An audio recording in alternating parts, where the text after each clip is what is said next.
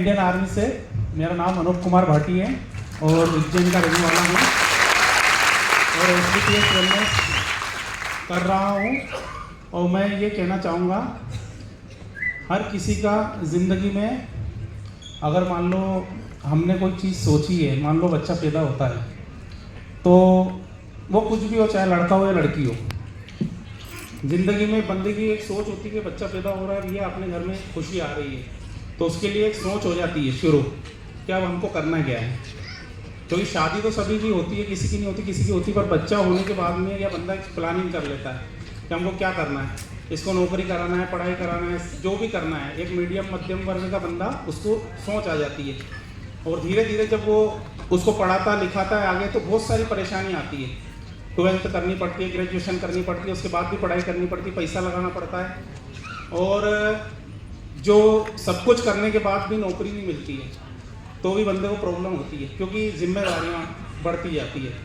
तो इसके साथ में जैसे जैसे वो आगे बढ़ता है ज़िंदगी में तो जिम्मेदारियाँ भी बढ़ती जाती है, सपने भी बढ़ते जाते हैं। दूसरे लोगों को देखते हैं, यार इनका घर अच्छा है, इनकी गाड़ी अच्छी है, सपने तो सबके ही रहते हैं जीवन में और सपने पूरे करने के लिए उनमें जान जरूरी होती है। तो आपको क्या मिलेगा? कंपटीशन।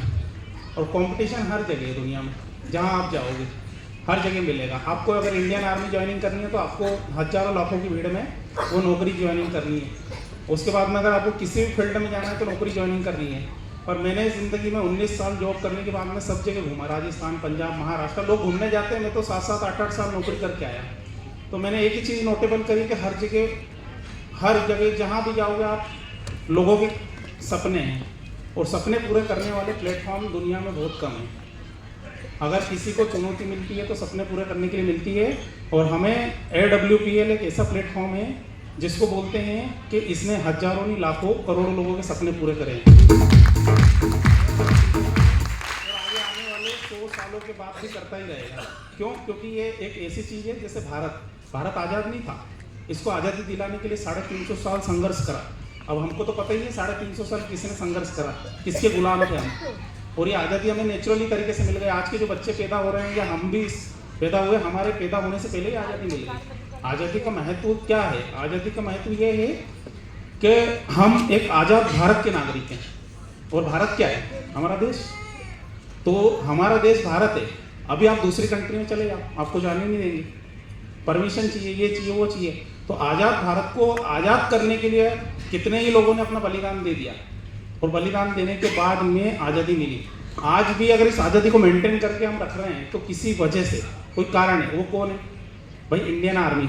इंडियन आर्मी एक ऐसी संस्था है जिसके अंदर बंदा अपनी जान के लिए नहीं सोचता है, वो कैसे भी खड़ा हो जाता है, धूप बरसात बारिश किसी भी तरीके से।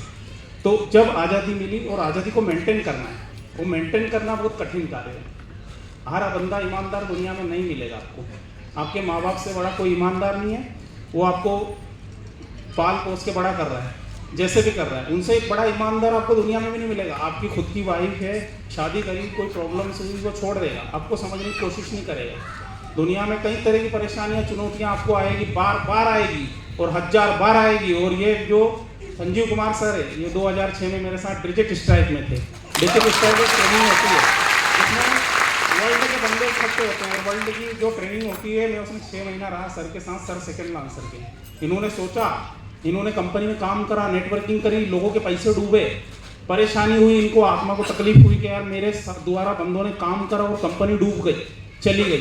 फिर इन्होंने सोचा कि ऐसा करे क्या, और इनके जीवन में एक चुनौती थी कि इनके पिता से तो हर कोई प्यार करता है, माता से भी हर कोई प्यार करता है, पर उनको लगा था कि इनको कैसे ठीक किया जाए। तो आयुर्वेद में किसी ने ठीक कर दिया, तो इन्होंने सोचा हजारों लाखों लोग ऐसे ही बर्बाद हो रहे हैं।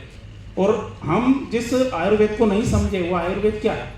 आयुर्वेद हमारे द्वारा, हिंदू मुस्लिम कुछ भी हो, आयुर्वेद हमारे द्वारा, भारत के द्वारा दिया हुआ एक बहुत बड़ा रत्न है, जिसको बोलते हैं बहुत बड़ी चीज़। और पहले कुछ भी नहीं था, ये एलोपैथिक कुछ भी नहीं था, आयुर्वेद से ही बंदा जिंदा रहता था।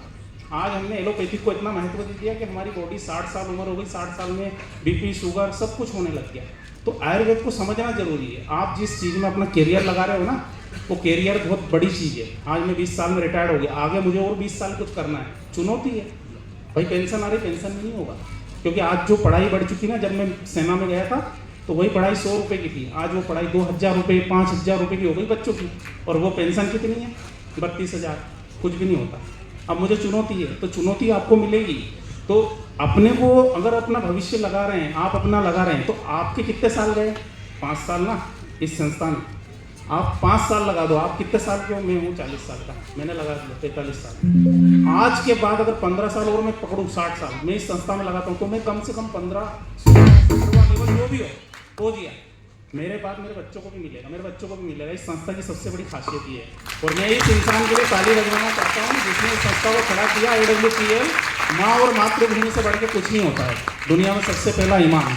माँ कौन होती है? जो हमें जन्म देती है, वो एक ही होती है। और मातृभूमि भी एक ही होती है जहाँ हमने जन्म लिया, उसको छोड़ के हम नहीं जा सकते। और दूसरा AWPL है। AWPL एक माँ है। इस माँ को अगर आप प्यार करोगे और इसको प्यार दोगे तो आपको 100% सब कुछ मिलेगा यहाँ पे।